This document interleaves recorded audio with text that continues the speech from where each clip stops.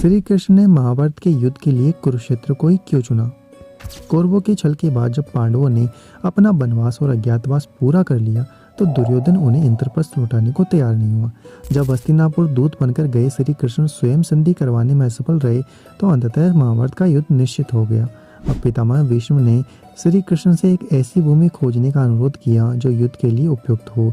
श्री कृष्ण जानते थे कि ये युद्ध मानवता के लिए अत्यंत आवश्यक था। वे ये भी जानते थे कि संधि करते उनके सारे प्रयत्न विफल होंगे। तो अब जब युद्ध की ठनी गई है तो उन्होंने बहुत सावधानी पूर्वक युद्ध भूमि की खोज आरंभ की। श्री कृष्ण को इस बात का डर था कि चूंकि दोनों ओर से संबंधी ही युद्ध कर रहे हैं, इसलिए कहीं ऐसा ना हो कि युद्ध आरंभ होने के बाद एक दूसरे को आमने सामने देखकर कौरव पांडव संधि कर ले और इस महायुद्ध का आयोजन विफल हो जाए।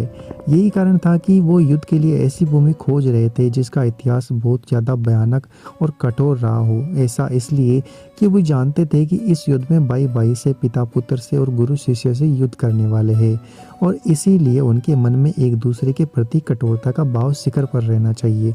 यही सोचकर उन्होंने अपने गुप्तचरों को चारों दिशाओं में भेजा। वो ऐसी भूमि का पता लगाए जहां सर्वाधिक भयावह और कठोर हो।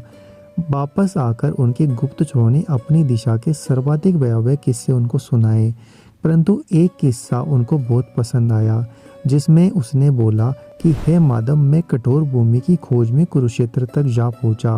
वहां मैंने देखा कि दो भाई साथ मिलकर खेती कर रहे थे। तभी वर्षा होने लगी और बड़े भाई ने अपने छोटे भाई से कहा कि वो तुरंत एक मेड़ बनाए ताकि पानी उनके खेतों में घुसने से रुक सके। इस पर छोटे भाई ने कहा, मैं आपका दास नहीं हूँ, आप स्वयं मेड़ बना लो। ये सुनकर बड़े भाई को इतना क्रोध आया कि उसने अपने खड्ग से अपने छोटे भाई की हत्या कर दी और उसके शव को कुचलते हुए मेड़ के स्थान पर लगा दिया, जिससे जल का प्रवाह रुक गया। ये सुनकर श्री कृष्ण भी हतप्रभ रह गए। ऐसी भूमि जहाँ भाई भाई की हत्या इस नरसंसार से कर दे, वही भूमि उन्हें युद्ध के लिए सही जान पड़ी। वे जानते थे कि कुरुक्षेत्र की भूमि पर कभी भगवान परशुराम ने 21 बार क्षत्रियों को मार कर उनके रक्त से 5 सरोवर बना दिए थे।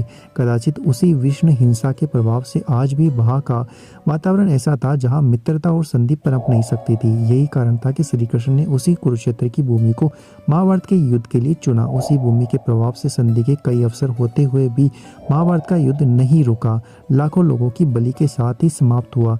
इसके अलावा देवराज इंद्र ने परशुराम को वरदान दिया था कि सम्यक पंचक कुरुक्षेत्र नामक स्थान पर जो कोई भी प्राण त्यागेगा वो सीधा स्वर्ग जाएगा।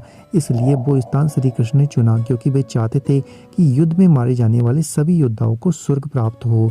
ये कथा मूल व्यास महाभारत में इसका वर्णन नहीं है, किंतु लोक कथाओं में प्रचलित है।